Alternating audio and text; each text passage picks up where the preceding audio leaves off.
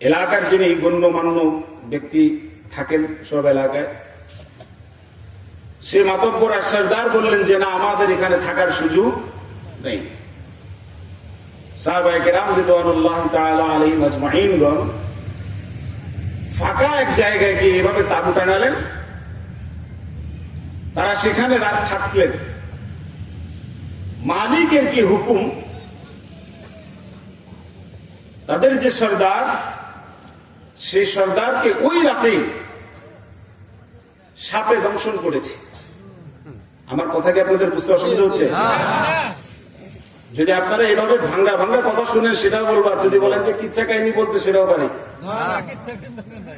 কোনটা আপনাদের দরকার, কোনটা?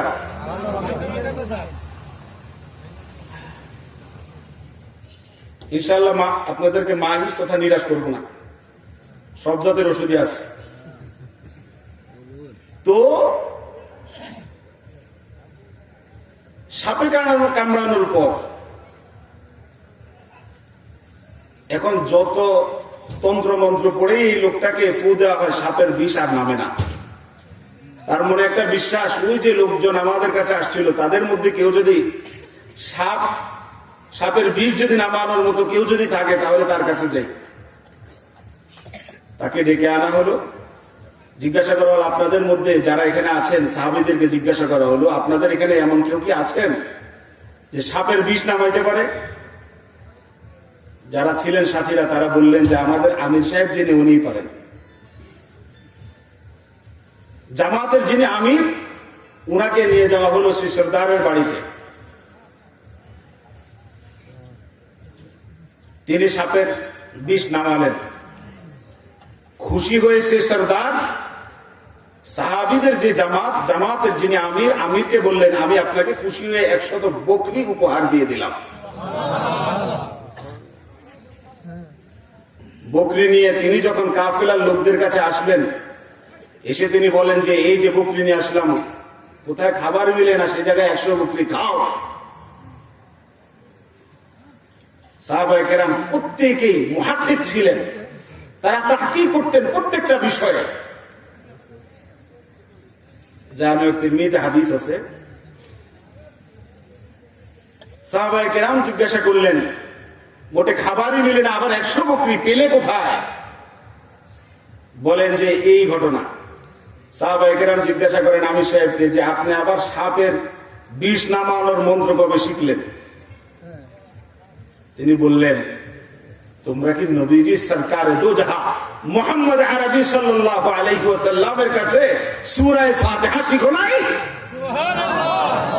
আমি সূরা ফাতিহা পড়ে ফু দিয়েছি। আল্লাহ পাক সূরা ফাতিহার বরকতে এই লোকটা সরদারের বিষ নামায়া দিবেন। এজন্য এই সূরার নাম সূরাতুশ শিফা। আল্লাহু আকবার। সূরাতুল কাফিয়া, ওয়াফিয়া, শাফিয়া, অনেক নাম আছে এই সূরা। এবার আসুন আমরা মূল আলোচনায় প্রবেশ করি। প্রথম হচ্ছে আলহামদুলিল্লাহ। আলহামদুলিল্লাহ কিভাবে বললে, সেভাবে বললে অনেক সময়ের দরকার, ওইভাবে বলাও যাবে না, সবাই বুঝবেনও না। আলিফ লাম আহাদে যিহনি আহাদে খারিজি লিল জিনসি লিল ইস্তিগরাক, বহুত কিছু আছে। এক কথায় আপনারা সবাই বুঝেন মতো করে এই যে আলহামদুর মধ্যে প্রথমে এই যে আলিফ লাম ব্যবহার করা হয়েছে, এটা ব্যবহার করে দুনিয়াতে অতীতে যত প্রশংসা হয়েছে, যত প্রশংসা হচ্ছে, কিয়ামত পর্যন্ত নয়, আবাদুল আবাদের জন্য যত প্রশংসা হবে, এই সমস্ত প্রশংসার দাবিদার একমাত্র মহান রব্বুল আলামিন। যত প্রশংসা হতে পারে, জামিউস সানা, সব প্রশংসা কার? আল্লাহ। হামিদ, হামিম দাল, এই তিন, এটা মাদ্দা, এটাকে বলা হয় মাদ্দা। নবীজি সরকারে দো জাহান মুহাম্মদুর রাসূলুল্লাহ সাল্লাল্লাহু আলাইহি ওয়াসাল্লামের নাম এই তিন মাদ্দা থেকে এসেছে। নবীজির নাম মুহাম্মদ। সুবহানাল্লাহ। অর্থাৎ আল্লাহর যেমন প্রশংসা, এই একই মাদ্দা থেকে মুহাম্মদ এসেছে। দুনিয়ার সব মানুষ যার প্রশংসা করে তিনি হচ্ছেন মুহাম্মদ।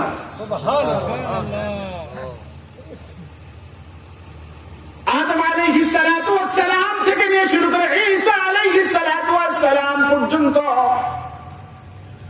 এমন করে একজন পয়গম্বরের নাম আপনি পাবেন না যেই পয়গম্বরের নামের মধ্যে নুকতা নাই কিংবা জবর জের হরকত কোনো কিছু নাই। আদম আলাইহিস সালাতু ওয়াস সালাম, আদম লিখতে গেলে সেখানে লম্বা একটা খাড়া আলিফ আছে না নাই? খাড়া জবর একটা আছে না নাই? মুসা লিখতে গেলে সিনের পরে ইয়া আছে না নাই? এখানেও নুকতা আছে। ঈসা লিখতে গেলে এখানে ইয়া আছে, নুকতা আছে। নূহ লিখতে গেলে সেখানেও নুকতা আছে। শীষ লিখতে গেলেও শিনের মধ্যে নুকতা, ইয়ার মধ্যে নুকতা, ফার মধ্যেও নুকতা। আর আকায়ে নাম তাজদার মদিনা মুহাম্মদ আরবি সাল্লাল্লাহু আলাইহি ওয়াসাল্লামের নামটা একটু মুহাব্বতের সাথে আওয়াজ দিয়ে উচ্চারণ করেন না, মুহাম্মাদুর রাসূলুল্লাহ। মুহাম্মদ লিখতে গেলে মিম হা মিম দাল, এখানে কোনো নুকতা নাই। আদম থেকে ঈসা পর্যন্ত প্রত্যেকটা নবীর নামের বেলায় আমরা নুকতা পাই। মেরা আকা সরকারে দো জাহা মুহাম্মদ আরবি সাল্লাল্লাহু আলাইহি ওয়াসাল্লামের নামের বেলায় কোনো নুকতা নাই। বুঝতে আর কোনো অসুবিধা নাই, উনারাও নবী, ইনিও নবী। তবে সব নবীদের নবী, সর্বশ্রেষ্ঠ নবী আমাদের নবী, বিশ্ব নবী মুহাম্মদুর রাসূলুল্লাহ। এই জন্য আল্লাহ পাক বলেছেন আলহামদুলিল্লাহি রাব্বিল আলামিন। কোরআনে কারীমের আরেক জায়গায় নবীজিকে খেতাব করে আল্লাহ পাক বলেন ওয়া মা আরসালনাকা ইল্লা রাহমাতাল লিল আলামিন। আল্লাহু আকবার। সেই আলোচনায় না গেলাম। আলহামদু, বান্দা যখন বলবে আলহামদু, সমস্ত প্রশংসা, জামিউস সানা, সমস্ত প্রশংসা, শুধুমাত্র এই কথাটা বান্দা যখন বলবে রব্বুল আলামিন, তখন বান্দাকে লক্ষ্য করে বলেন লিমানিল হামদ। বান্দা বলবে আলহামদু, তমাম প্রশংসা, তামাম প্রশংসা, শুধু এই কথাটাই যখন বলবে আল্লাহ পাক তখন বান্দাকে খেতাব করে লক্ষ্য করে বলেন লিমানিল হামদ। প্রশংসা কার? নামাজ তো পড়ি, মাগার 50 বছর 60 বছর 40 বছর যাবত নামাজ পড়ি, নামাজে মজা পাই না। নামাজ পড়ি ঠিক, কিন্তু এখনো পর্যন্ত পরের হক নষ্ট করার বেলায় আমি 1 নম্বর। এটা কি নামাজ? নামাজ পড়ি কিন্তু এখনো আইল ঠেলাঠেলি বন্ধ করতে পারিনি। নামাজ পড়ি কিন্তু এখনো পর্যন্ত জিনা ব্যভিচার সুদ ঘুষের থেকে নিজেকে বাঁচাইতে পারিনি। সমস্যা কি নামাজের নাকি নামাজির? আওয়াজ দিয়ে বলেন না, নামাজের সমস্যা নাকি নামাজির সমস্যা? বান্দা বলবে আলহামদু, আল্লাহ পাক বলেন লিমানিল হামদু। রে বান্দা, তুই যে বললি আলহামদু সমস্ত প্রশংসা, রে লিমানিল হামদু কার জন্য তুই এত প্রশংসা করছিস? বান্দা বলে লিল্লাহ, সমস্ত প্রশংসা কার? আওয়াজ দেয়া বলেন না লিল্লাহ।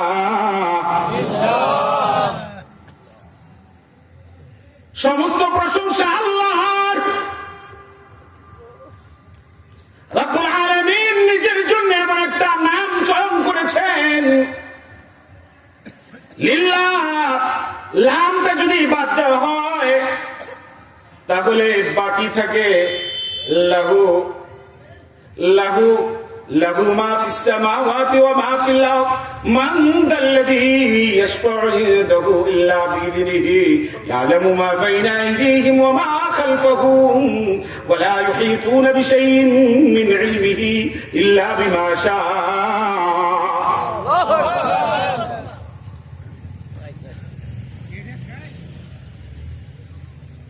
লামের লাম বাদ দিয়ে দিলে লাহু থাকে, সেখানেও কিন্তু আল্লাহর নামের অস্তিত্ব খুঁজে পাওয়া যায়।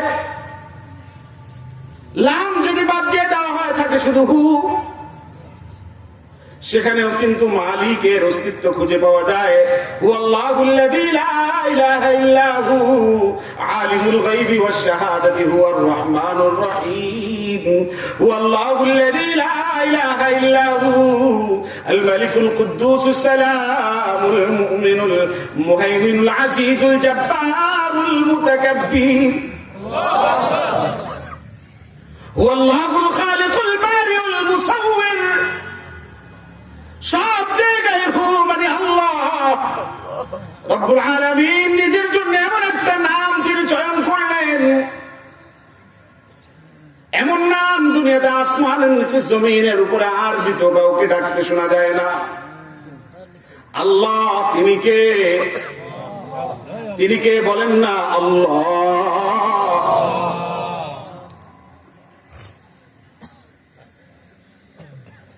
বান্দা যখন বলে আলহামদু, আল্লাহ পাক বলেন লিমানিল হামদু, বান্দা কার জন্য প্রশংসা? বান্দা বলে লিল্লাহ, আল্লাহর জন্য প্রশংসা।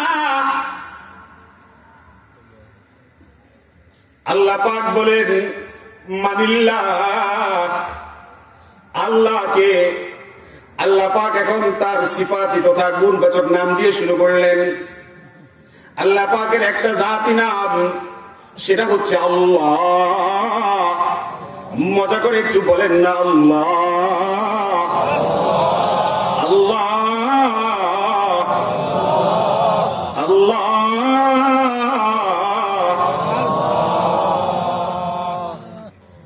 আওলাদে রাসূল, কোন কথা বলি, কোনটা ছাড়ি, কোনটা ধরি, কোনটা বলি? আব্দুল মুজিদ নদীম রহমতুল্লাহ আলাইহি পাকিস্তানে দেখছেন কিনা কেউ আমি জানি না, মোতালিম সাহেব দেখছে। হ্যাঁ, মানুষে মানুষ চিনে। শেখ আব্দুল মজিদ নদীম রহমতুল্লাহ আলাইহি তিনি যখন কোরআনে কারীমের তিলাওয়াত করতেন, যতবার ওনার জবানে মুবারক দিয়ে কোরআনে কারীমের তিলাওয়াত শুনেছি, আমি গুনাহগার সাইফুল্লাহ কেমন যেন মনে হচ্ছে, মনে হয় মালিক আল্লাহ। আব্দুল মজিদের কণ্ঠ শুনে আমার মনে হয় মালিক আল্লাহ মনে হয় এখনই আবার কোরআন নাযিল করছে। সূরা ফাতিহার কথা কোনটা বলবো? ১০০০ বছর থেকে নিয়ে শুরু করে আজ পর্যন্ত দুনিয়ার প্রত্যেকটা মুমিন যখনই নামাজ দাঁড়ায়, কি ফরজ নামাজ, কি ওয়াজিব, কি সুন্নতে মুআক্কাদা, জায়েদা, নফল, নওয়াফিল, যেই নামাজই দাঁড়াক না কেন প্রত্যেকটা রাকাতে সূরা ফাতিহা পড়ে কি পড়ে না? কিন্তু দুনিয়াতে এমন একটা পাগল খুঁজে পাওয়া যায় না যে লোকটা ইমাম সাহেবকে বলে হুজুর প্রত্যেকদিন শুধু সূরা ফাতিহা দিয়ে নামাজ পড়েন, সূরা ফাতিহা আলহামদু সূরা শুনতে আর ভালো লাগে না, এখন আলহামদু সূরাটা বাদ দিয়ে অন্য একটা সূরা দিয়ে পড়ান। এমন পাগল কি আপনাদের এলাকায় আসেনি? ওটা দুনিয়াতেও এমন পাগল খুঁজে পাওয়া যায় না। এটা হচ্ছে কালামে পাকের মুজিজা। বান্দা বলে আলহামদুলিল্লাহ, পাক বলে লিমানিল হামদ, বান্দা বলে লিল্লাহ, আল্লাহ পাক বলেন মানিল্লাহ, বান্দা বলে রব্বিল আলামিন। আল্লাহ নামটা এত মধু। ইমাম সিবওয়াই রাহমাতুল্লাহ আলাইহি, আমি বারবার চেষ্টা করতেছি শুধু সামনের শব্দের দিকে যাই, কিন্তু কথা যেটাই বলতে যাই পিছের শব্দটা শুধু কেমন যেন আমাকে টেনে ধরে, যে আমার একটু কয়ে যায়। ইমাম সিবওয়াই রাহমাতুল্লাহ আলাইহি, উনার জামানায় উনি অনেক বড় আলেম ছিলেন। বিশাল বড় একটা সেমিনার, বিশাল বড় একটা কনফারেন্স, বিষয় ছিল সবচেয়ে মুহাব্বতের শব্দটা কোনটা, যে শব্দটা উচ্চারণ করলে পরে দিলটা ভরে যায়, মনটা ভরে যায়। কোন আলেম জান্নাত, কেউ বলেন জাহান্নাম। এক একজন এক এক কথা বলেন। জামানার বুজুর্গ, জামানার আলেম ইমাম শিবওয়াই রাহমাতুল্লাহি আলাইহি বলেন, তোমাদের কারো কাছে মনে হয় সবচেয়ে প্রিয় নাম জান্নাত, কারো কাছে মনে হয় সবচেয়ে প্রিয় নাম জাহান্নাম, কিন্তু আমার কাছে একটা শব্দ সবচেয়ে বেশি মুহাব্বতের, সবচেয়ে বড় প্রিয় বলে মনে হয়, সেটা হচ্ছে আল্লাহ।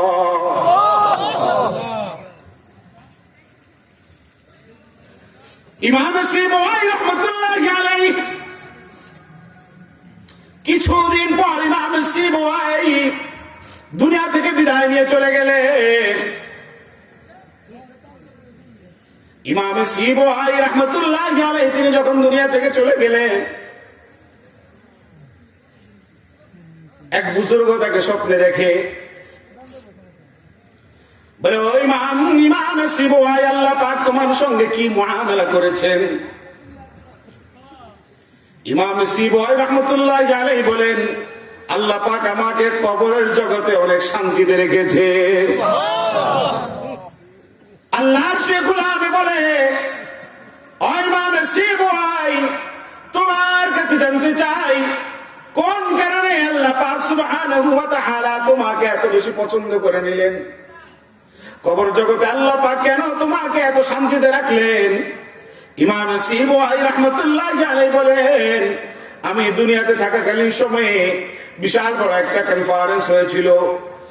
সেই জায়গায় মূল বিষয় ছিল, আলোচ্য বিষয় ছিল সবচেয়ে মুহাব্বতের নাম কোনটা, সবচেয়ে দামি নাম কোনটা? কেউ বলেছে জান্নাত, কেউ বলেছে জাহান্নাম, এক একজন এক একটার কথা বলেছে। আমি ইমাম শিবওয়াই বলেছি সবচেয়ে দামি নাম, সবচেয়ে মুহাব্বতের নাম হচ্ছে আল্লাহ। এই জন্যই রব্বুল আলামিন কবরে আসার পর আমি শিবওয়াইকে বলেন, ও ইমাম শিবওয়াই, তুমি যেহেতু সেই কনফারেন্সে সবচেয়ে দামি নাম আমি আল্লাহর নাম বলে বলেছ, এই জন্য আমি আল্লাহ তুমি শিবওয়াইয়ের হায়াতে জিন্দেগীর ছোট বড় সব গুনাহ খাতা মাফ করে দিয়ে তোমার কবরটাকে জান্নাতের বাগান বানিয়ে দিলাম। আলহামদুলিল্লাহ, এত সুন্দর একটা নাম, লিল্লাহ আইয়াম্মা তাদউ ফালাহুল আসমাউল হুসনা। বলে কোন নামে ডাকবা? আল্লাহ পাকের তো অনেকগুলো সুন্দর সুন্দর নাম আছে। তার নাম খালেক, তার নাম রাজ্জাক, তার নাম গফফার। বান্দা যখন যেই নামের দরকার সেই নাম নিয়ে আল্লাহকে ডাকবা, দুনিয়ার মানুষ তার কাছে বারবার গেলে পরে বেজার হয়। আর মালিকের ফয়সালার সিস্টেমটা হলো এমন, মালিকের কাছে বেশি বেশি গেলে পরে, মালিকের নাম নিয়ে বেশি বেশি ডাকলে পরে তিনি খুশি হন। তাকে বেশি ডাকলে তিনি খুশি হন। আর দুনিয়ার নিজাম, দুনিয়াদার কোন মানুষের কাছে বারবার গেলে সে বিরক্ত হয়। সূরা ফাতিহার কথা কোনটা বলবো? আলহামদুলিল্লাহ, এই যে সূরা ফাতিহা আল্লাহ পাক তার হাবিবের উপর নাযিল করলেন, নবীজি সাল্লাল্লাহু আলাইহি ওয়াসাল্লামের হায়াতে জিন্দেগীর যখন 40 বছর একদিন গত হয়ে গেছে, গারে হিরায় সরকারে দো জাহান মুহাম্মদ আরবি সাল্লাল্লাহু আলাইহি ওয়াসাল্লাম ধ্যানমগ্ন অবস্থায়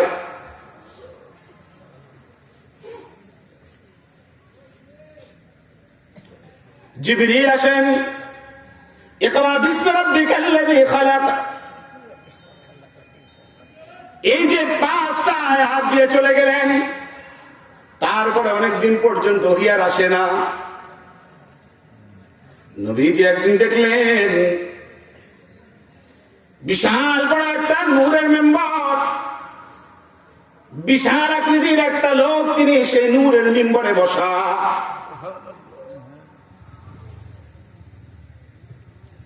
নবীজিকে কেমন যেন ডাক দেয়, ইয়া মুহাম্মদ বলে বলে। সরকারে দো জাহাঁ মুহাম্মদ নবী সাল্লাল্লাহু আলাইহি ওয়াসাল্লাম তিনি ভয় পেয়ে গেলেন। সবচেয়ে কাছের থেকে নবীজিকে সব সময় যিনি সান্ত্বনা দিতেন এবং অভয় বাণী দিতেন তিনি আম্মাজান খাদিজাতুল কুবরা রাদিয়াল্লাহু তাআলা আনহা। মা খাদিজাকে ডাক দিয়ে বলেন, ও খাদিজা, আমার পিছনে মনে হয় কোনো কিছু লেগে গেছে। বলে, আমি তো প্রায় সময় দেখি বিশাল বড় একটা নূরের মিম্বর, সেখানে বিশাল আকৃতির একটা লোক বসা, আর আমাকে মুহাম্মদ বলে বলে ডাকে, এর কারণটা কি আমি তো জানি না।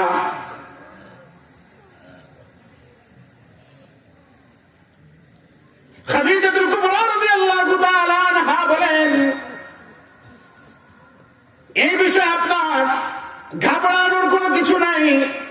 চলেন, তাওরাতের বড় আলেম, বড় পাদ্রী, বড় রাহেব ওয়ারাকা ইবনে নওফল বুখারী শরীফের কয়েকটা পৃষ্ঠা উল্টানোর পরেই দেখবেন বুখারী শরীফের মধ্যে ওয়ারাকা ইবনে নওফলের কথা আছে, যিনি বলেছিলেন, হাদান নামুসুল্লাযী নাযালা বিহি জিবরাইল আলাইহিস সালাম। সে ওয়ারাকা ইবনে নওফলের কাছে নিয়ে যাওয়া হলো মুহাম্মদুর রাসূলুল্লাহকে। ওয়ারাকা ইবনে নওফল কথাটা শোনার পরে বলে, ও মুহাম্মদ, ভয়ের কোনো কারণ নাই। আল্লাহ পাক হয়তো বা এভাবে ডেকে তোমাকে বিশেষ কোনো কিছু দান করতে চাইছে। ভয়ের কোনো কারণ নাই। অভয় বাণী যখন ওয়ারাকা ইবনে নওফলের কাছে তিনি শুনলেন, তার কয়েকদিন পরে আবার একই আকৃতিতে বিশাল বড় নূরের মিম্বর, সেখানে বিশাল আকৃতির কে যেন একজন বসে শুধু বারবার বলে, ইয়া মুহাম্মদ, ইয়া মুহাম্মদ, বারবার শুধু ইয়া মুহাম্মদ বলে।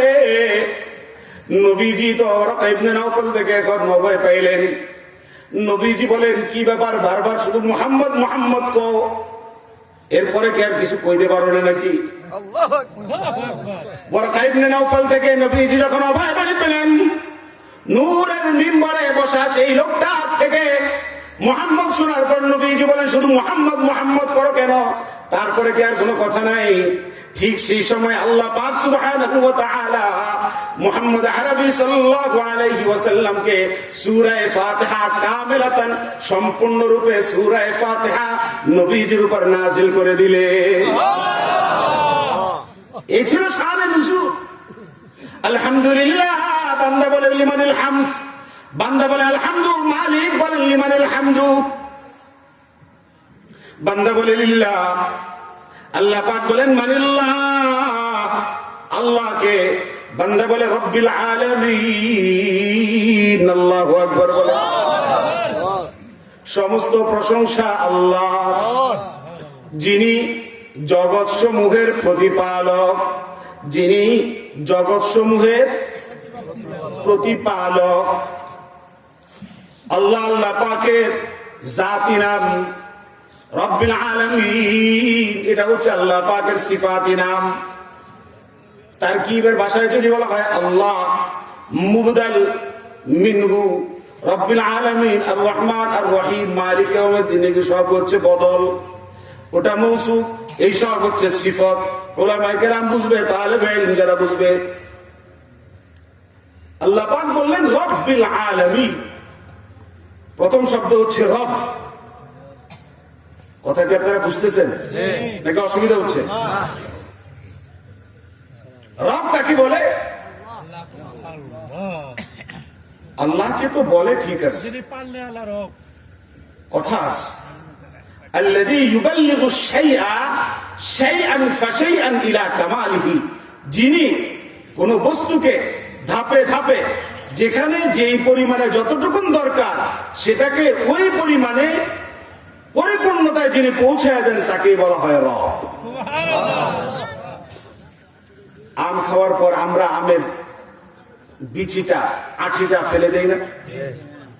স্বাভাবিকভাবে সেই আমের আঠিটা যদি এভাবে আমরা যদি ছিপতে চাই, ফাটতে চাই, কোন ধরনের কোনো কিছু ছাড়া হাত দিয়ে কি সেটা ফাড়ানো সম্ভব? কিন্তু দেখা যায় এই আমের আঠিটা মাটিতে ফেলে রাখলে পরে কিছুদিন পরে এই শক্ত আঠিটাকে ভেদ করে ভিতর থেকে ছোট্ট নরম একটা গাছের চারা বের হয়ে আসে কি আসে না? এটা কে করেন?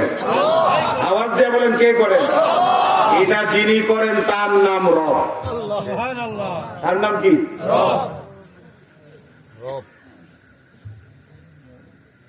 মায়ের পেটে বাচ্চা থাকে, ততদিন পর্যন্ত সন্তান মায়ের পেটে থাকে, যতদিন পর্যন্ত তার চোখ না খোলে।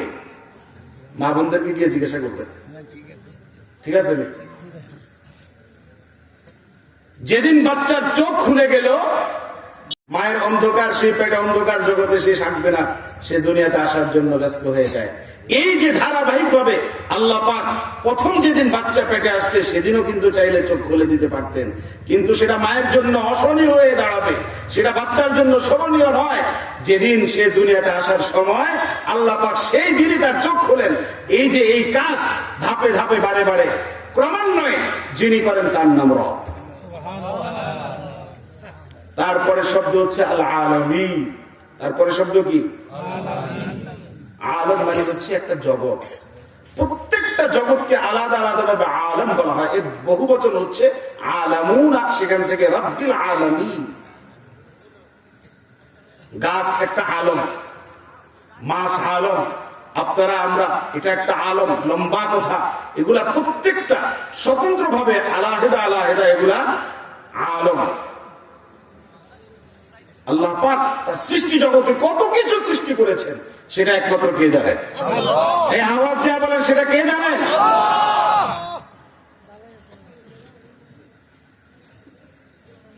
নবীজি মেরাজের রজনীতে বোরাকে করে মেরাজের সফর করেছেন। বারকুন বলা হয় আলোকে। নবীজি যেটা চড়ে গিয়েছেন সেটাকে বলা হয় বোরাক। বারকুন লিখতে গেলে 3 অক্ষর লাগে, বোরাক লিখতে গেলে 4টা অক্ষর লাগে। বারকুন, এই বিদ্যুৎ বা আলোর গতি হচ্ছে সেকেন্ডে 1,86,000। 3 অক্ষর বিশিষ্ট বারকুন বিদ্যুৎ বা আলোর যদি গতি হয় এত, 4 অক্ষর বিশিষ্ট বোরাকের আলো না জানি কত ছিল। আল্লাহু আকবার। নবীজি বলেন বোরাক যেখানে গিয়ে দৃষ্টি পড়তো সেই জায়গায় গিয়ে বোরাকের একটা কদম পড়তো। এত দ্রুত গতি সম্পন্ন ছিল বোরাক।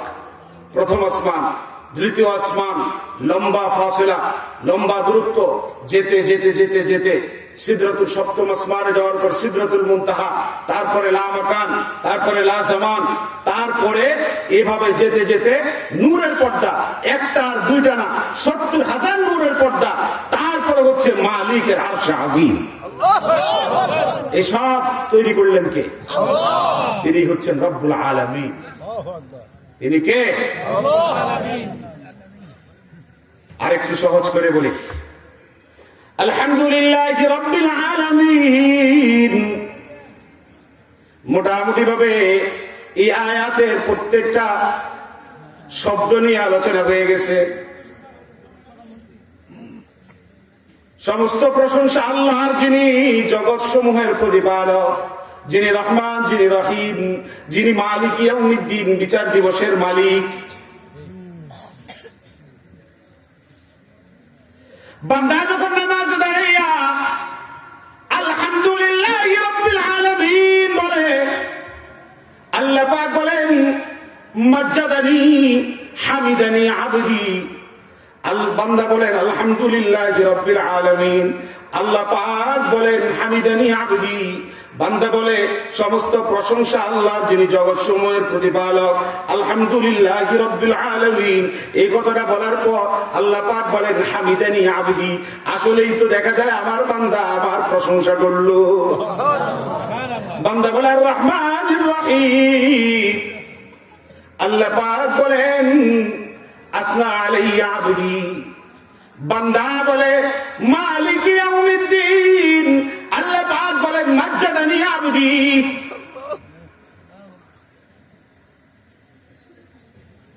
প্রশংসা করে, আল্লাহ পাক সেই প্রত্যেকটা আয়াতের জবাব সঙ্গে সঙ্গে দেন। বলবেন হুজুর আমরা সূরা ফাতিহা পড়ি নামাজে, কিন্তু আল্লাহ পাক যে আমাদের আয়াত শুনে তিনি যে জবাব দেন সেটা তো জীবনে শুনি নেই। শোনার জন্য তো কান থাকতে হবে। আরে কথা কয় না।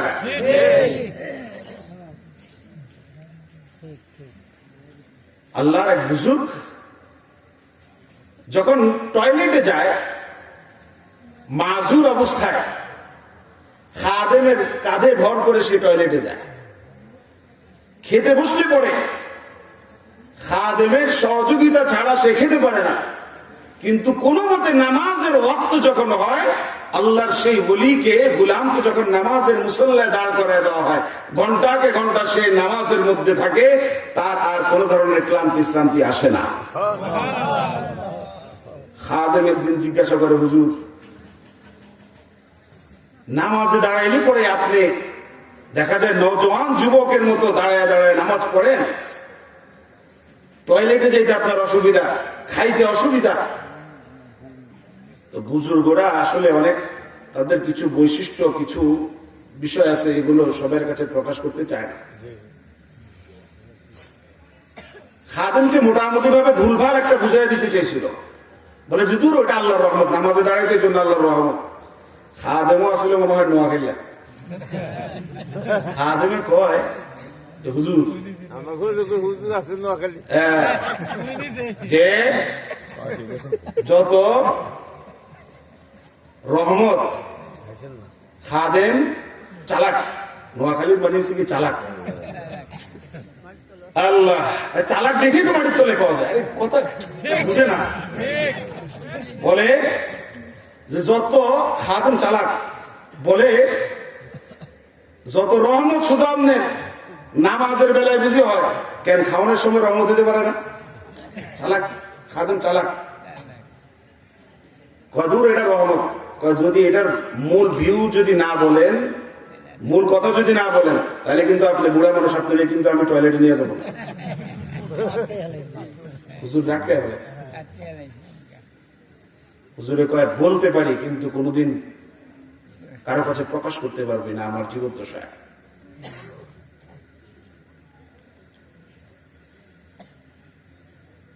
আল্লাহর সেই বলি গোলামে বলেন খাদেমকে,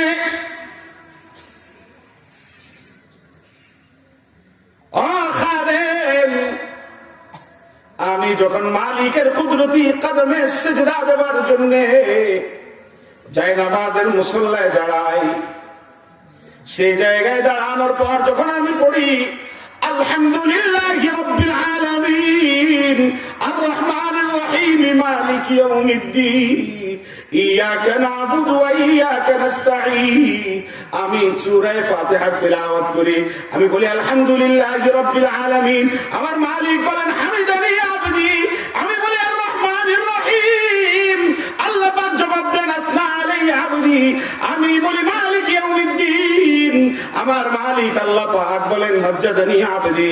আমি কোরআনে কারীমের সূরা ফাতিহার তিলাওয়াত করে প্রত্যেকটা আয়াতের পরিপ্রেক্ষিতে আমার মালিক আল্লাহ আমার সেই তিলাওয়াতকৃত সেই শব্দের পরে পরে সাথে সাথে আল্লাহ পাক তিনি যে আমার সেই কথার জবাব দেন, সেই আওয়াজটা আমি নিজ কানে শুনতে পাই। যখন আমি নামাজের মুসল্লায় দাঁড়াইয়া মালিকের কুদরতি কদমে সিজদা দেওয়ার জন্য যখন আমি মালিকের সামনে দাঁড়াইয়া যাই,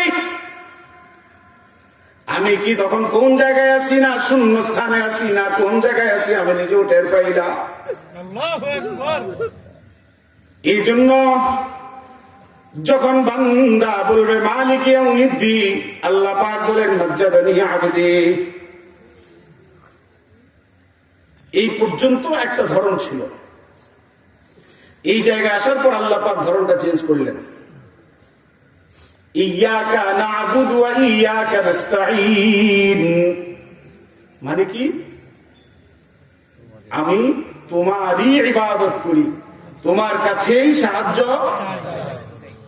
আমরা কার ইবাদত করি? যারা আওয়াজ দেন নাই তারা কার ইবাদত করে? আওয়াজ দিয়ে বলেন কার ইবাদত করি? আল্লাহ পাক চাইলে না'বুদুকা ওয়া নাস্তাঈনুকা এভাবে বলতে পারতেন। আল্লাহ পাক ইয়াকা না'বুদু ওয়া ইয়াকা নাস্তাঈন, ইয়াকা এটাকে আগে আনলেন এই কথাটা বুঝাবার জন্য। ইবাদত একমাত্র তোমারই করি, তার মানে ইবাদত চলবে একমাত্র আল্লাহরই। ওয়া ইয়াকা নাস্তাঈন, তোমার কাছেই সাহায্য চাই, তার মানে সাহায্য চাইতে হবে কার কাছে? আমরা তো মালিকের সামনে প্রতিদিন নামাজে দাঁড়িয়ে ইয়াকা না'বুদু ওয়া ইয়াকা নাস্তাঈন বলে তোমার ইবাদত করি, তোমার কাছে সাহায্য চাই, এই কথাটা বলার পর আবার ভণ্ড পীরদের কাছে গিয়াও আমরা চাই কি চাই না? অনেকে গিয়া ছেলে মেয়ে এই সে হাবিজাবি বিভিন্ন চাওয়া টাওয়া এগুলা চাই কি চায় না? তাহলে আপনি নামাজে যে বললেন আল্লাহর কাছে না ওয়াদা করে আসলেন তোমার ইবাদত করি, তোমার কাছেই চাই, তুমি যদি হও দেনেওয়ালা, তুমি যদি হও একমাত্র ইবাদত পানেওয়ালা, তাহলে এখানে দুনিয়ার আর কোনো গায়রুল্লাহর কোনো স্থান থাকতে পারে না। ইবাদত করবো কার? ইবাদত করবো একমাত্র কার? শুধু আল্লাহ না, একমাত্র আল্লাহ। সাহায্য চাইবো কার কাছে? একমাত্র কার কাছে? আল্লাহ। বান্দা যখন বলবে না'বুদু ইবাদত করি, এই কথার মধ্যে এক একটা কথায় এক একটা হরফে কত কথা যে লুকায়িত। যখন না'বুদু তোমার ইবাদত করি, ইয়াকা না'বুদু তোমার ইবাদত করি এই কথাটা বলি, সাথে সাথে লাজিম হয়ে যায়, জরুরি বা অত্যাবশ্যক হয়ে যায় এই কথাটা যে আমি গোলাম, তোমাকে মুনিব হিসাবে মেনে নিলাম। এত আস্তে আল্লাহু আকবার বললেন। ইয়াকা না'বুদু তোমার ইবাদত করি, এটা মুখে উচ্চারণ করবার সঙ্গে সঙ্গে আমি আমার গলায় গোলামের জিনজির বেঁধে নিলাম, আর মালিক তোমাকে আমি মুনিব আর প্রভু হিসাবে মেনে নিলাম।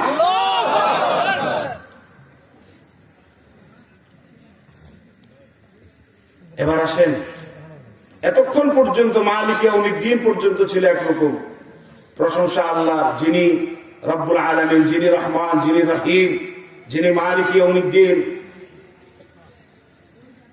যিনি তিনি, এইভাবে হঠাৎ করে আসার পরে আল্লাহ পাক বলেন ইয়াকা না'বুদু তোমারই ইবাদত করি। এটাকে বলা হয় ইলতিফাত, গায়েব থেকে মুখাতাবের দিকে ইলতিফাত, যে এতক্ষণ পর্যন্ত প্রশংসা আল্লাহ, যিনি রহমান, যিনি রহিম, যিনি মালিক ইয়াউমিদ্দিন, এত এত কিছু করার পর প্রশংসা করতে করতে করতে করতে আল্লাহ পাকের পরিচয় দিতে দিতে কেমন যেন গোলাম, কেমন যেন বান্দা তার মালিকের মারিফত হাসিল করে ফেলেছে। যারা নামাজকে বাদ দিয়া, ইসলামকে বাদ দিয়া, শরীয়তে ইসলামের যে সমস্ত স্তম্ভগুলো আছে এগুলোকে বাদ দিয়া বলে যে আমরা মারিফতের পথ ধরছি, আমি বলি এটা মারিফতের পথ না, এটা মরবার পথ। কথা কয় না কা? নবীজি তার মর্জে ওয়াফাতের সময় সাহাবীদের কাঁধে ভর দিয়া যদি জামাতে গিয়া শরীক হইতে পারে, তুমি কত বড় ওলি হইছ যে তুমি কও যে নামাজ রোজার দরকার নাই, এমন বন্ড আছে না নাই?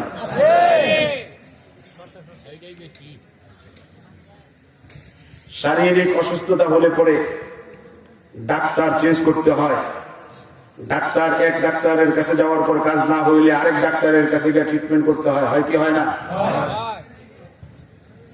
ডাক্তার যদি মজবুত ডাক্তার না হয়, হয়তোবা রোগীর জান চলে যেতে পারে, মরতে হইতে পারে, কিন্তু এই ঈমান বিধ্বংসী ভণ্ড যারা, তাদের কারণে আমার ঈমান নষ্ট হবে, আমার জান নষ্ট হোক, কিন্তু ঈমান নষ্ট হতে দেওয়া যাবে না। ইয়াকা না'বুদু ওয়া ইয়াকা নাস্তাঈন, বিষয়টা কেমন? ছোট্ট বাচ্চা পাশের রুমে দাদার সঙ্গে বসে বসে গল্প করছে, পাশের রুমে তার মা লাইট বন্ধ করে দিয়ে আরো কয়েকজনের সাথে সে শুয়ে শুয়ে গল্প করছে। হঠাৎ করে ছোট্ট বাচ্চার মনে হইল যে মায়ের কাছে যাই, দাদার সঙ্গে তো এতক্ষণ কথা বললাম। মায়ের কাছে গিয়া সে গিয়া বলে যে আম্মু আম্মু। যখন দেখবেন দাদার রুমে তো ছিল এতক্ষণ আলো, আলোর থেকে অন্ধকারে যাওয়ার পর অন্ধকারটা আরো বেশি অন্ধকার বলে মনে হয়, কথা কয় না? মায়ের রুমে তো লাইট নাই, অন্ধকার। গিয়া বলে আম্মু। মা কিন্তু বাহানা করে, মা প্রথম ডাকে কিন্তু সাড়া দিতে চাইলে দিতে পারতো, দেয় না। দেখি আমার ছেলে কি করে, বলে আম্মু। মা বলে কে? আম্মু আমি কালু। ওলার নাম কি? কালু কে? ওলার বাপের নাম হচ্ছে লালু। আমি লালুর পোলা। লালুকে? সন্তানের আর জবাব দেওয়ার মতন কিচ্ছু থাকে না। এখন সে বাহানা করতে করতে কান্না শুরু করে দেয়। হয় কি হয় না? যখন বাচ্চা কান্না শুরু করে দেয় তখন মা গিয়ে তার বাচ্চাকে এভাবে আদর করে কোলে তুলে নেয় কি নেয় না? চুমু দেয় কি দেয় না? ঠিক তেমনি ভাবে আলহামদুলিল্লাহ রাব্বিল আলামিন থেকে নিয়ে শুরু করে মালিক ইয়াউমিদ্দিন পর্যন্ত শুধু এইভাবে মান অভিমান চলেছে। কিন্তু ইয়াকা না'বুদু ওয়া ইয়াকা নাস্তাঈন বলে যখন বান্দা বলবে তোমার ইবাদত করি, তোমার কাছেই চাই, তখন মালিক আল্লাহ কেমন যেন বান্দাকে কুদরতি কোলে তুলে নিয়ে চুমু খেতে থাকে। ইয়াকা না'বুদু ওয়া ইয়াকা নাস্তাঈন। ইহদিনাস সিরাতাল মুস্তাকিম। মোটামুটি কিছু তো বুঝতেছেন? ইহদিনাস সিরাতাল মুস্তাকিম। তুমি আমাদেরকে সিরাতে মুস্তাকিমের পথ দেখাও।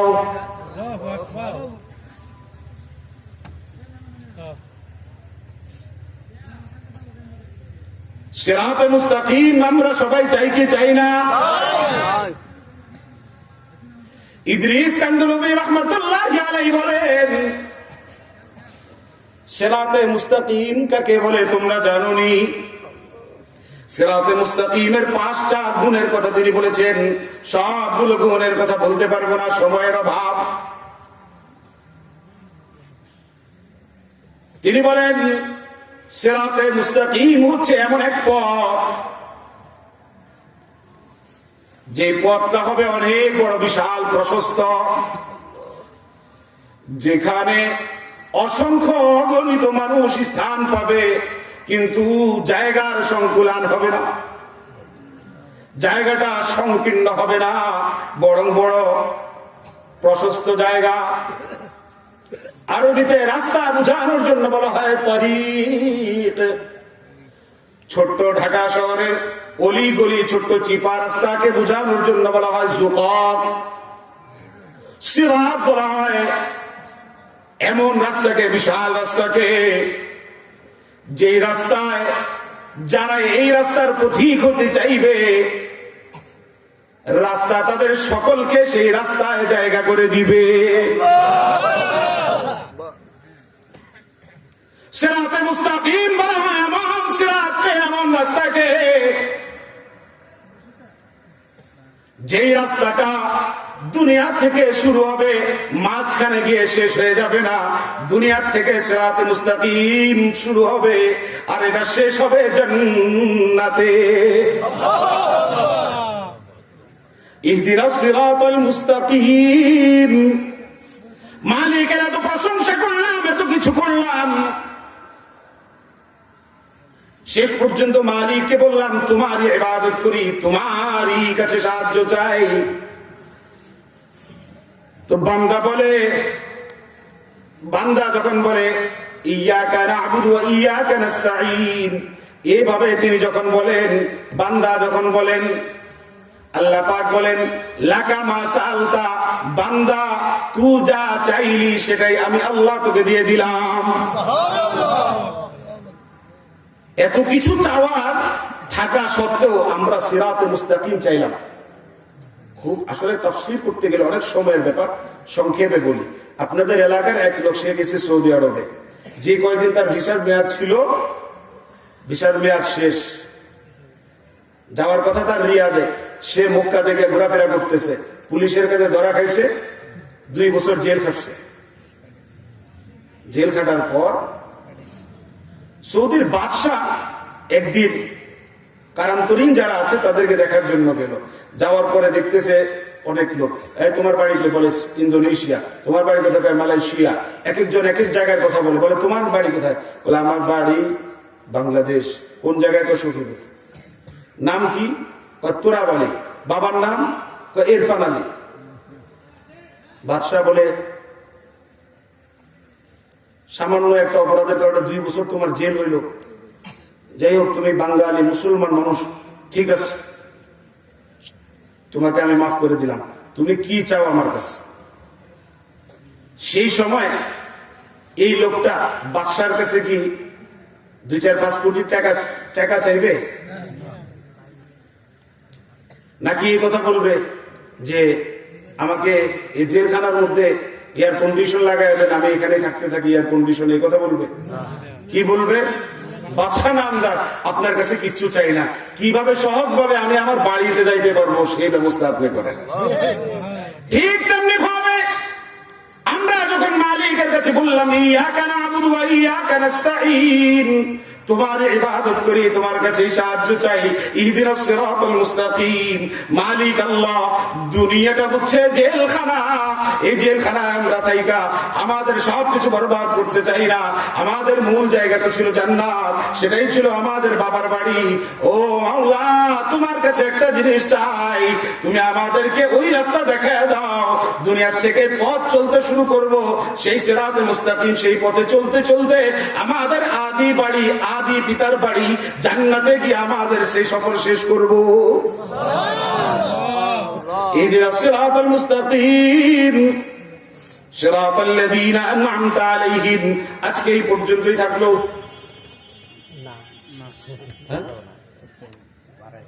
তাই না? কথা তো অনেক লম্বা, এই জন্য সেদিকার গেলে, তাই না? ইহদিনাস সিরাতাল মুস্তাকিম, কথা বুঝতেছেন তো? আমল করার নিয়তে আসছেন নাকি শুধু আপনি শোনার জন্য?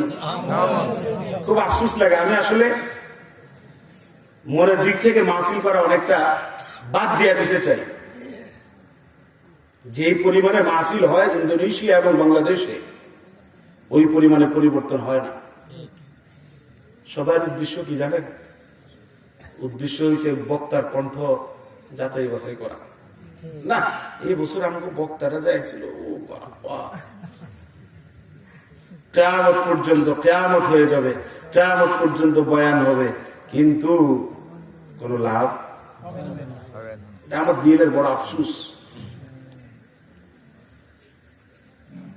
এই জন্য আমাদের জীবনটা পরিবর্তন করা দরকার, কি দরকার না?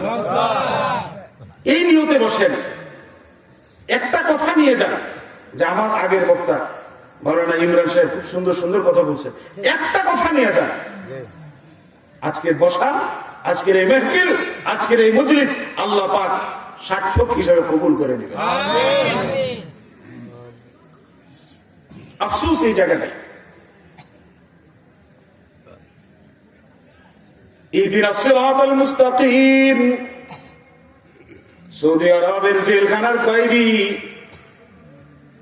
এয়ার কন্ডিশন রুমের মধ্যে থাকতে চায় না। বাদশার কাছে যদি বলতো 2 কোটি রিয়াল দেয়া দাও, বাদশাহ চাইলে সেটাও করতে পারে, কিন্তু সে দুনিয়াবি কোনো কিছু চায় না। সে চায় কি করে আমি সহজভাবে সখীপুরে আমি আমার বাড়িতে, গোহাল বাড়িতে যাইতে পারবো। এটা যেমন বাস্তব, আমরা মালিকের কাছে ফরিয়াদ করি, ইহদিনাস সিরাতাল মুস্তাকিম, মালিক তোমার কাছে সিরাতে মুস্তাকিম চাই, যেই সিরাতে মুস্তাকিমে যে রাস্তায় পথ চলতে শুরু করব, আর পথ গিয়ে শেষ হবে আমাদের সেই সফর, শেষ হবে জান্নাতে। সিরাতে মুস্তাকিমের আরেকটা গুণের কথা আল্লাহ পাক তুলে ধরলেন। সিরাত সিরাতাল্লাযীনা আন'আমতা আলাইহিম, ওই সমস্ত ব্যক্তিদের পথ। সিরাতে মুস্তাকিম কি বলে? সিরাতাল্লাযীনা আন'আমতা আলাইহিম, ওই সমস্ত ব্যক্তিদের পথ যাদের উপর আপনি নিয়ামত দান করেছেন, যারা মুনআম আলাইহিম, যাদের উপর আপনি নিয়ামত ঢেলে দিয়েছেন। উলাইকা হুমুন নাবিয়্যুন ওয়াস-সিদ্দীকুন ওয়াশ-শুহাদা, নবীদের জামাত, সিদ্দীক, শুহাদা, উলামা, এদের উপর আপনি নিয়ামত দান করেছেন। নিয়ামত মুনআম আলাইহিম তাদেরকে করেছেন। অতএব তাদেরকে যেই পথে আপনি পরিচালিত করেছেন, মেহেরবানি করে আমাদেরকেও তাদের পথে পরিচালিত করুন। গায়রিল মাগদুবি আলাইহিম ওয়ালাদ-দাল্লিন,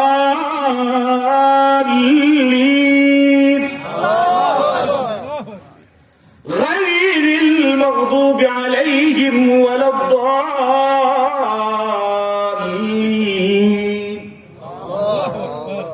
তাদের পথ নয় যাদের উপর আপনি আপনার গজব দিয়েছেন। ওয়ালাদ-দাল্লিন, তাদেরও পথ নয় যারা নিজেরা পথভ্রষ্ট। গায়রিল মাগদুবি আলাইহিম, মাগদুবের ব্যাখ্যায় মুফাসসিরিনে কেরামগণ বলেন, আল্লাহ পাক মাগদুবি আলাইহিম বলে, মাগদুবি আলাইহিম মানে হচ্ছে ইহুদি জাতি, ওয়ালাদ-দাল্লিন মানে হচ্ছে খ্রিস্টান জাতি। আল্লাহ, ইহুদি জাতি যাদের উপর আপনার গজব এসেছে, খ্রিস্টান জাতি যাদের উপর আপনার গজব হয়েছে, গজব এসেছে, এদের অন্তর্ভুক্ত আমাদেরকে করবেন না। আপনি আমাদেরকে নবী, সিদ্দিক, শুহাদা, সালিহিনদের কাতারে শামিল করে নেন।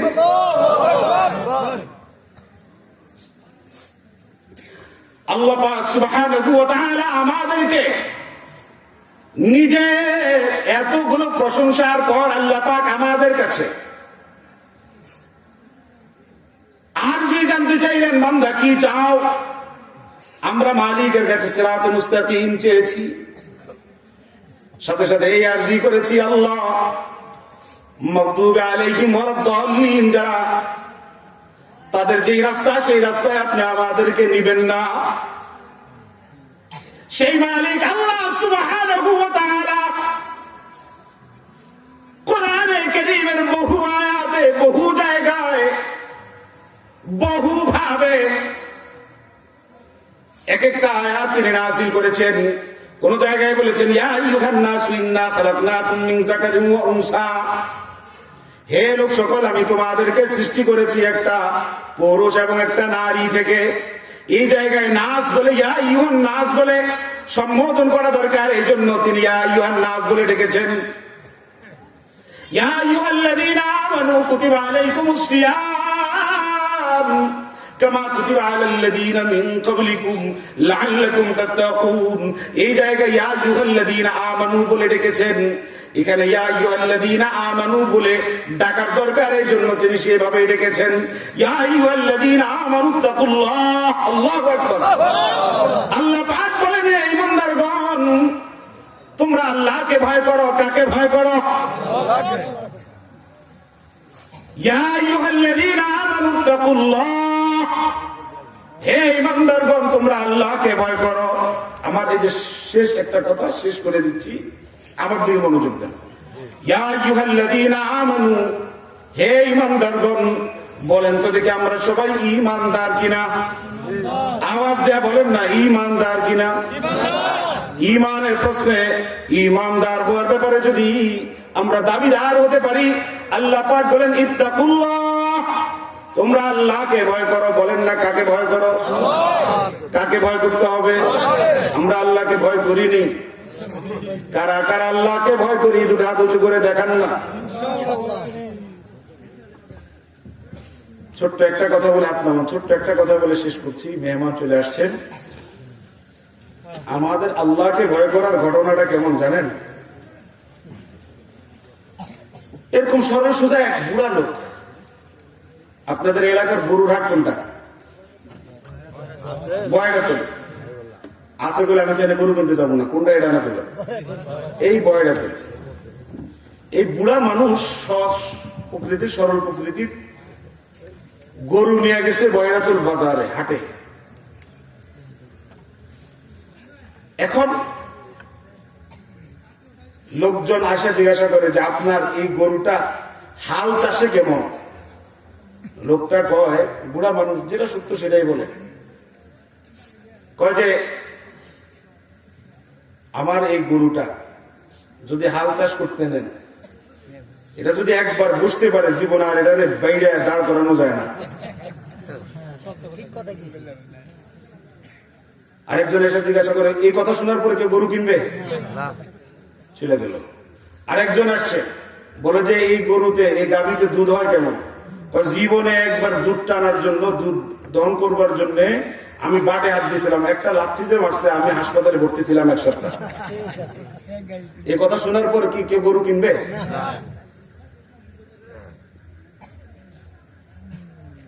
শুধু যেটা বাস্তব সেটাই বলল। গরু আর বিক্রি হয় না লোকটার।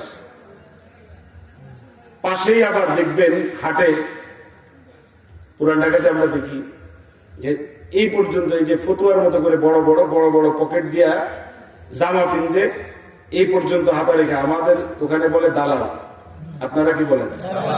এরকম দালাল আছে না নাই? গরুর হাটে থাকে, এটাই স্বাভাবিক। দালালে দূরের থেকে দেখছে এই বুড়া যে গরু নিয়ে আসছে এটা জীবনে বিক্রি হবে না। দালালে আইসা বলে যে মুরব্বী, আপনি একটা দাম ধরে আমাকে গরুটা দিয়ে দেন, আপনি যেভাবে বলা শুরু করছেন কিয়ামত হবে, কিন্তু গরু বিক্রি হবে। আপনি চুপচাপ বসে থাকেন। এখন দালালে রশিটা হাতে নিয়ে বলতেছে, আমার এই গরু কেউ যদি হাল চাষ করতে নেন, আপনি শুধু ক্ষেতের পাড়ে বসে থাকবেন, নিজের থেকে ঘুরে ঘুরে এমনিতে হাল চাষ করে আপনার কাছে আসবে। কয় দুধ, বলে যে এটা দুধ একবার শুধু কোনো মতে টান দিবেন, দেখবেন যে আপনার ভান্ডে কয়েক লিটার। এই গরুর এত প্রশংসা শোনার পরে বুড়া ব্যক্তিটা এসে বলতেছে, বাজান তোমার কাছে আমি মাপ চাই, আমার এই গরু আমি বিক্রি করুন না। মানে আপনি আনছেন গরু বিক্রি করার জন্য, এখন বলতেছেন গরু বিক্রি করবেন না। এত গুণের গরুকে বিক্রি করা যায়? আমার গরু আমি জানি কি অবস্থা। আরে তুমি কি বলে বিক্রি করতে চাইতেছ? এগুলা বলা ছাড়া বিক্রি হবে না। দালালে বলে, কাকা যে কয়টা প্রশংসা আর গুণের কথা বললাম, আপনার গরুর যত প্রশংসা করলাম, এই সমস্ত গুণ একটাও আপনার গরুর মধ্যে না, প্রত্যেকটা আমার চাপার মধ্যে। আমরাও আল্লাহকে ভয় করি কিনা এই কথা বললে বাপরে বাপ, দুই হাত এমন করে উঁচা করতে পারে না, ঠেঙ উঁচা করে। ওই গরুর দালালের জবানে যেরকম শুধু চাপা, আমরাও আল্লাহকে ভয় করি কিনা এই কথা বলার পর শুধু হাত উঁচা করি। শুধু হাত উঠানোর মধ্যে, মুখে মুখে আসলে অন্তরের মধ্যে আল্লাহর ভয় এখনো ঢুকাইতে পারি। আল্লাহ আমাদের সবাইকে দ্বীনের প্রত্যেকটা কথা বুঝবার ও আমল করার তৌফিক দান করুন। মেহমান চলে আসছেন, কথা বলবেন। আসসালামু আলাইকুম ওয়া রাহমাতুল্লাহ।